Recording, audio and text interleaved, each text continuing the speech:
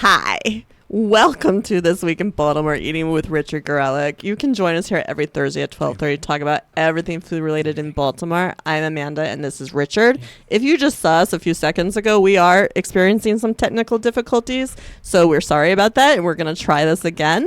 Please bear with us. We are brought to you by Eddie's of Roland Park on Roland Avenue, hosting Eddie's Bark Party this Saturday, June 15th, a dog-friendly sidewalk soiree benefiting Barks featuring gourmet hot dogs, in-store tastings, music from DJ Baby Alcatraz, and more. The Mutts hit the market on Saturday, June 15th. Find tickets and event info at eddiesoverlandpark.com. A bark party. A bark party with hot dogs, get it? I do. It's adorbs.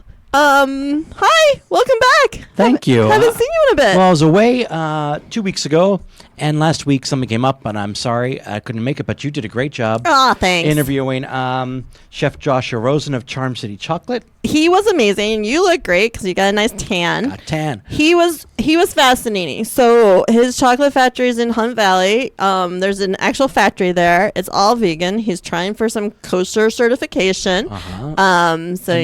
What? And people can go see his People can go factory. see. There's a shop there. They can sample all his goods. He tried to convince me that I will like his white chocolate. White chocolate's not really a thing I believe in. I don't buy it. It's not chocolate, people. But he says he does a really good white chocolate, and I should. And Charm it'll City change Chocolate. me. People probably recognize his bars from stores. He's It's very beautiful distinctive rapping. packaging. He's distinctive. He wears a bow tie. He's got like a little gimmick.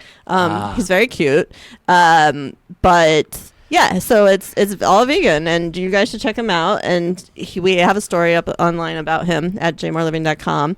And he actually travels to the countries where his beans originate, and he tests them and does whatever one does with those beans. Smells them.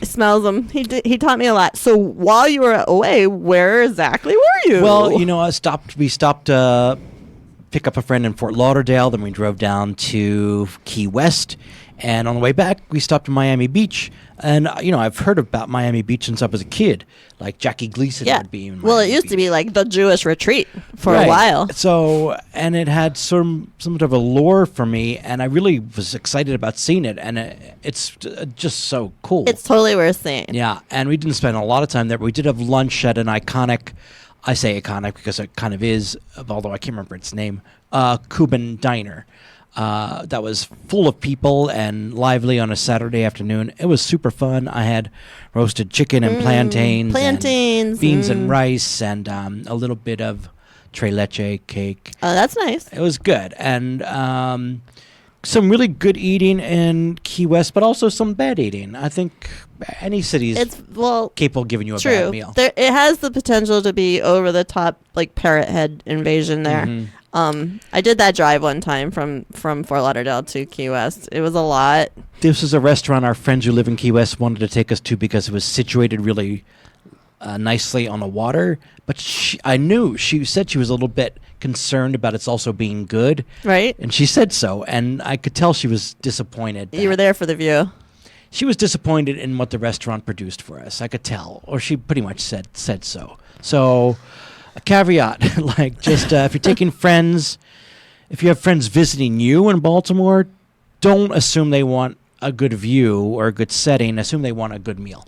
I agree, except we keep telling everyone to go to Bygone and Topside because those views are insane. Oh, yeah. And I don't even know how the meal is at Bygone. I would go there. My strategy would be to be sure to start at Bygone on top of the Hotel Revival for a drink. Yes. Look at the menu and decide if you want to I just had drinks there, and I was fine with that. And then but Topside is better for like some little nibbles. But in the old, people always are asking for places in Baltimore that have great waterside views, and I'm like, don't worry about that so much. A lot of those are the tourist traps. Right? I don't think your friends corporate. really want that so much. You can eat a great meal and then go take a walk by the water if you're so desperate to see the water. Yeah, but I will say, like Nick's, that's a fun waterside crab deck, and I like their food. And in Annapolis, places like Carroll's Creekside. Sure. Super cool places. So what was it that you ate while you were in Key West? Grouper's the big thing. And my friend Grouper. Mike turned me on to grouper. And he said he was really excited about eating it. And we had a great grouper sandwich down there. Oh, nice. And then I saw Suzanne Loudermilk, our former friend, current friend of former something. cohort. was down in Tampa and was singing the praises of grouper. So when in Florida, grouper's your Grouper fish. is your deal. Yeah. And you had some conch. Conch fritters. Conch fritters. They came and went. Conch is just fun to say. And I'm obsessed with ice cream sandwiches. Oh, you I had are a really, ice cream really good sandwich key man. lime pie ice cream sandwich, in which the Yum. cookies were also good. That's a big thing. The cookies. Yeah, have to be and it good has too. to hold up the ice cream. Was it an ice cream or a sherbet? Or Ice cream. It was an ice cream. Mhm. That sounds good. Back closer to home, I had a great Saturday meal at Brewer's Art. I'm standing by that recommendation for a Saturday lunch, which happens more often than you think, where people have people visiting from town and they need a good place to go on a Saturday. Yeah, I Maybe never really like thought about where would I go. Wedding weekend stuff. Sure. People need a good lunch away from everybody. Brewer's Art would be my recommendation. Thumbs up for Brewers. Tell us where you would go on a Saturday for lunch. I love my hamburgers at Wet City. Yeah, I didn't know this about you. Yeah. I didn't know you The love a no Wet temp City burger. burger. And you and I got into it on Instagram over Matthew's We thin totally crust. did, and everyone was on your side. Everyone I'm took- just not enthused by Matthew's pizza. No, but did you get I know the thin crust is the way to order, right? Because the deep, I mean, you have to light the deep dish But or I'm whatever with that is. you The thick. completely. I don't That's care not for good. I'm not. Well, I would say I don't care for it.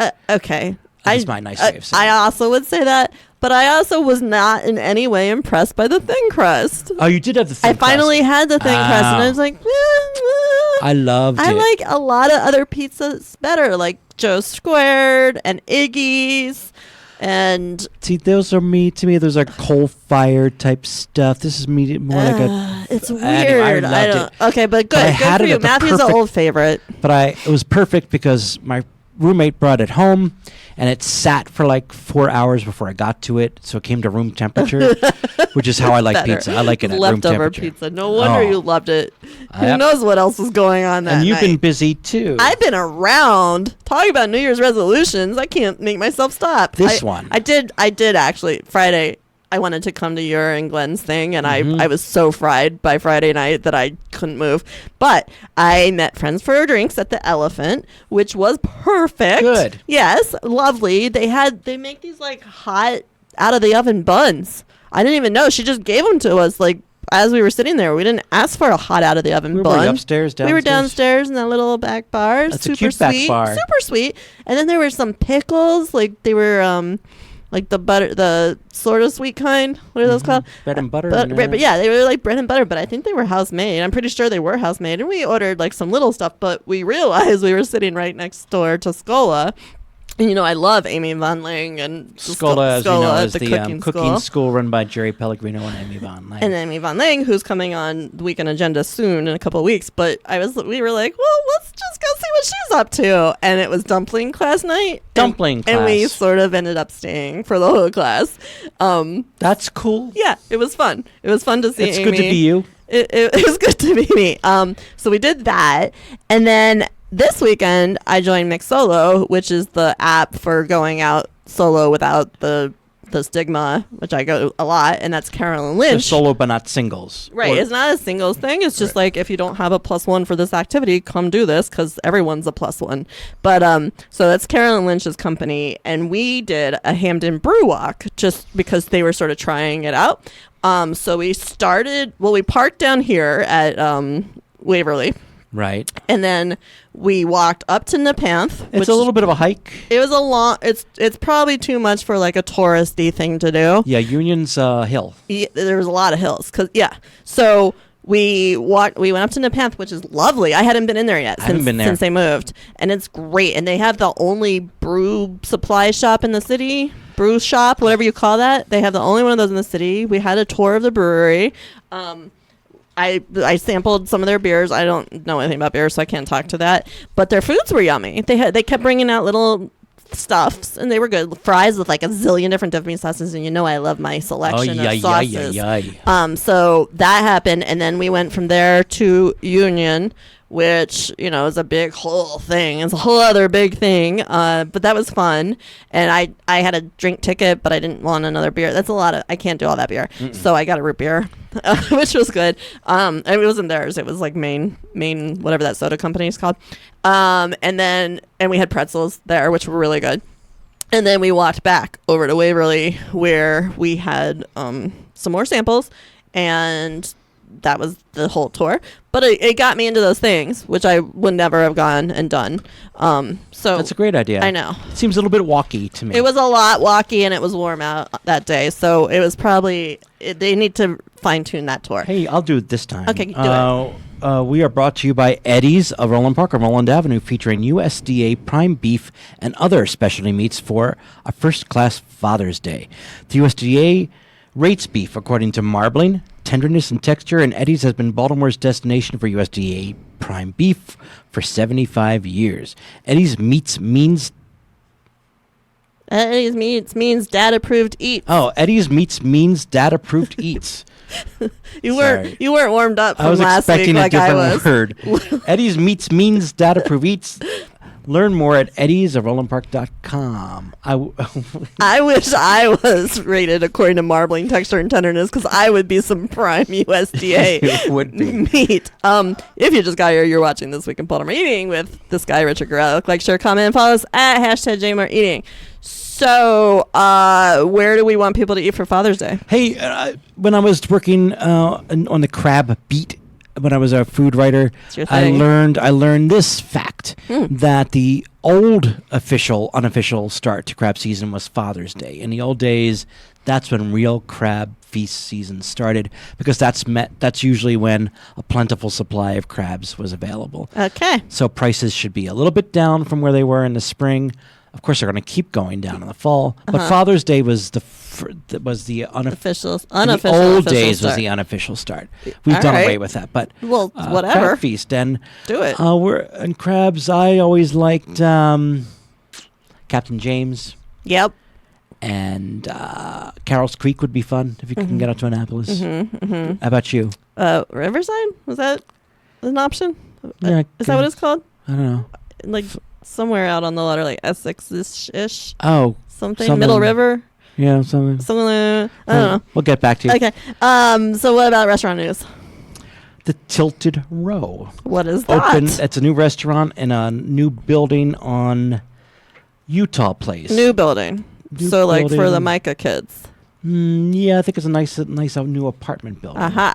And I looked at photographs of the Tilted Row interior. It looks nice. It looks nice, from the owners of Cafe Feely in Mount Vernon. And I'm going there Monday night. My book club's going there. So we'll hear more. I heard Serenity Wine Bar, Locust Point, opened. And all I heard was that there's a self-serve wine situation. I don't know what that means, but I like the sound of it. And all those new places opened at 414 Light Street. What's that? Where the old McCormick. Oh, what kind of stuff open? You don't know. Vegan places? Ugh. I'm so over you vegans all the time. Stop it. I'm going to go vegan for a week.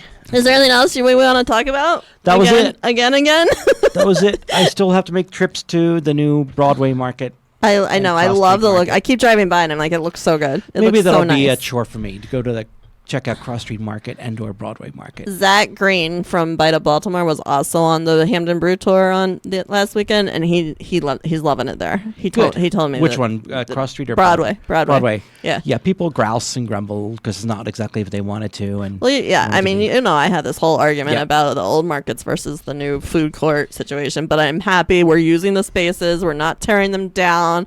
We're making businesses come back. Was there something else? And lots of locally owned stalls in Broadway Market. Almost all. That's good. Did you you haven't checked out the Royal Farm chicken stall at Cross Street? No, I'm fine with it. I know, but I think it's hysterical. All right, so you guys tell us what your plans are for Father's Day. Tell us where you like to go for Saturday lunches. And whatever else you want to tell us about. You have been watching This Week in Baltimore Eating with Richard Garrett. For more food fun, sign up for This Week in Baltimore Eating newsletter at jmoreliving.com/newsletters. Join our foodie Facebook group at facebook.com/group/Baltimore Eating. Do it. We have been brought to you by Eddie's of Roland Park, where you can bring your mutt to the market for a pooch-friendly block party supporting Barks this Saturday, June 15th. $10 admission includes a beverage, chips, and gourmet hot dog, along with outdoor music, photos, and a donation to protect and defend homeless, abused, and neglected animals in our community. Don't miss Eddie's Bark Party this Saturday, June 15th. Find tickets and event details at eddie'srolandpark.com. Happy Pride Weekend! Oh, that's right. Happy Pride Weekend, everybody.